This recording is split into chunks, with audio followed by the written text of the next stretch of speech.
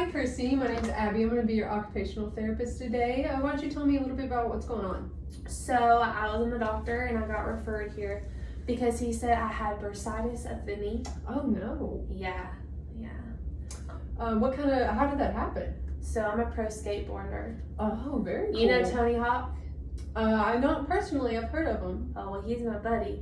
And we were skateboarding and I went down a ramp and he hit me. But my doctor also said it's probably for me like pushing off the skateboard a lot too that could cause it as well. So you're a professional skateboarder. Oh, What yeah. kind of symptoms have you been having? What problems is it causing you? It hurts. It swells. Oh. And then it's like stiff sometimes. Okay, gotcha. This one. So what kind of things are we looking at? Pain management?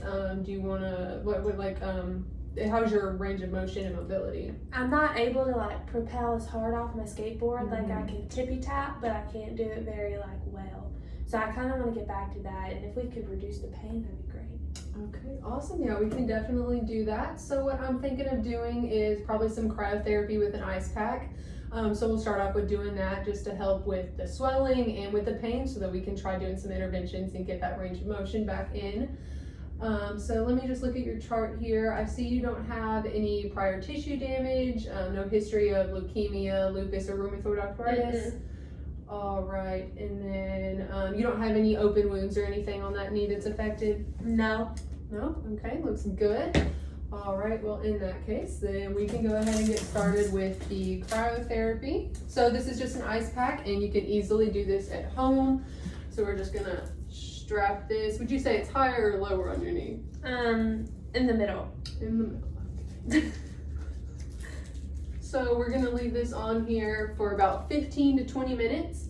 And this is just gonna help with the pain, swelling, and kind of get the area a little numb, just so that we can see what the range of movement is and get that worked on. That'd be nice. Okay, it's been time to be done. All chilly. Wow. And everything feels okay? You're not, Yeah. we don't have any burns on here. No, we're good. Perfect. All right, so now we're gonna go into our intervention. So what I was thinking we can do is I have this ball that we can act like as a skateboard. So we're gonna start off just kind of seeing what you can do. We're gonna have you put your knee on it, and if you feel any pain, you can let me know and we'll try something else. And we're just gonna push it back and forth just to kind of see that range of motion, get it worked out a little bit. And then we can move on to something else if you do really good with that. Okay. All right, so we're just gonna lift your knee, and again, let me know if you have any pain, and just try to roll it back and forth for me. And we're gonna do that 5 times. 3, Squeaky ball. 4, 5. All right, and how did that feel? Good. It was a little bit hard, but not much. A little bit hard. Okay, awesome. Well, it does look like you have a little bit of stiffness. I feel like we can get you go a little bit farther for next session. But let's try to give you something a little bit more challenging. So I'm gonna have you come over here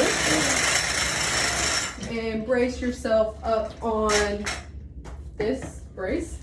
And we're gonna try to have you doing it standing up, since I know skateboarding is typically a upwards movement. Yes. Standing on top of the skateboard. So we're gonna just try the same thing here, just to see if you can get this a little bit more difficult. You just roll back and forth for me again.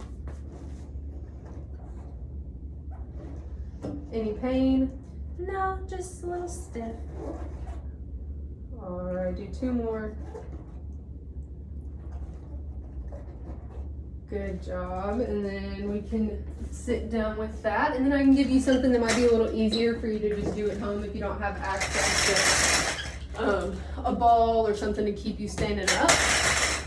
Or if maybe you're experiencing too much pain or stiffness that day, you don't have to use cones. You can just use other things around your house, backpacks, cups, anything that can just go on the floor that's not breakable or gonna hurt yourself on. And we're just gonna place these at different points. And you can do this sitting or standing. And then all I want you to do for me is I'm gonna show you right here.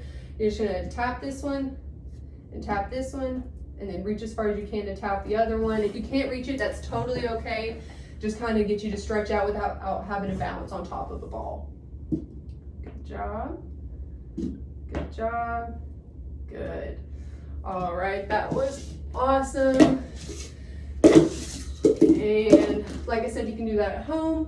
For your next session, I would definitely like to try to increase that range of motion a little bit more. Maybe have you try to sit or stand while kicking the ball to increase some of that strength back in there, since I know you're going to need that to be pushing yourself forward on a skateboard.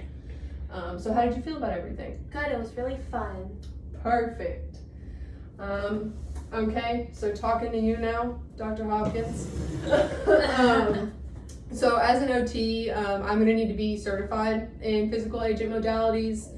But as for the OTA, I can delegate the implementation of those modalities as long as they've been certified in them. But if it's the OTA's first time doing it, then I might want to observe and make sure that they're doing everything properly.